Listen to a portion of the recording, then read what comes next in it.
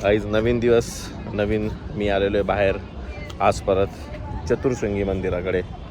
मी खूप दिवसाचा पुण्यात राहायचो, पण इकडे खूप कमी वेळा आलो आहे. तर आज आमचा मुहूर्त निघाला इकडे यायचा. श्री चतुर्शृंगी मंदिर दिसतंय आपल्या इथे. मंदिराचं पूर्ण रिनोव्हेशन चालू आहे इकडे. तर खूप सारी धूळ होती. मी एवढं चढून आलो. हे होतं गणपती मंदिर आणि आम्ही चढत चढत वर आलो. एवढ्या चढाईमध्येच आम्ही थकून गेलो. एवढ्या चढाईमध्ये आम्ही थकल्यावर आता हे समोर वरती मंदिर आहे. अशी काहीतरी चतुर्शृंगी देवीचं मंदिर. ते पूर्ण आता चेंज झालेलं आहे. पहिले छोटीशी रूम होती, आता ते थोडंफार सप्तशृंगी गडासारखं केलं आहे.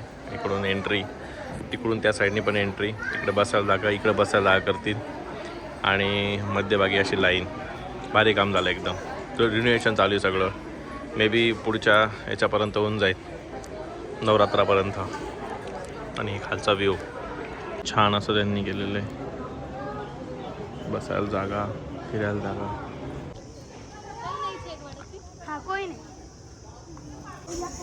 गाई तिथं भंडार आहे छोटासा. पण मी जेवण मागितलं, पण त्यांना वेळ लागणार आहे. आम्हाला पण वेळ नाही. तर असा भंडारा मी कधी सोडत नाही तर मी जेवलो असतो इथं आज. गाईज फायनली आमचं दर्शन झालं आहे. फायनली गाईज आमचं आज चतुर्शृंगी दर्शन झालं. आणि खूप दिवसानंतर आम्ही इकडं आलो आणि सगळं कन्स्ट्रक्शन चालू होतं, सगळं रिनोव्हेशन चालू होतं. त्यामुळे दर्शनच चांगलं झालं. बाकी तिथे खूपच धूळधूळ आहे थोडीफार. थोडा 6-7 महिने लागेल त्याला, किंवा 5-6 महिने लागेल. सगळं पण भारी होऊन जाईल एकदम. दुसरा विषय असा की ही पार्किंग जी होती ती 10 रुपये पर तासाने आम्हाला लागली 2 व्हीलरला. 4 व्हीलरला नाही माहीत किती, 50 रुपये पर तास असेल. गाईज चुकीच्या ठिकाणी आलो गाईज, मी एकदम चुकीच्या ठिकाणी आलो. आता माझे पैसे खर्च होणार गाईज. तिने एक चप्पल घातलेली होती, आम्ही ती चप्पलच गायब केली. आता या पारीने एक चप्पल घातली, ती चप्पल आम्ही गायब केली.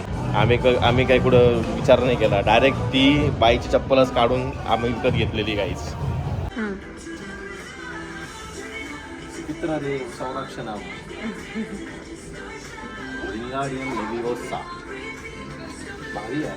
गाईज फायनली एवढी शॉपिंग झाली आमची आजची.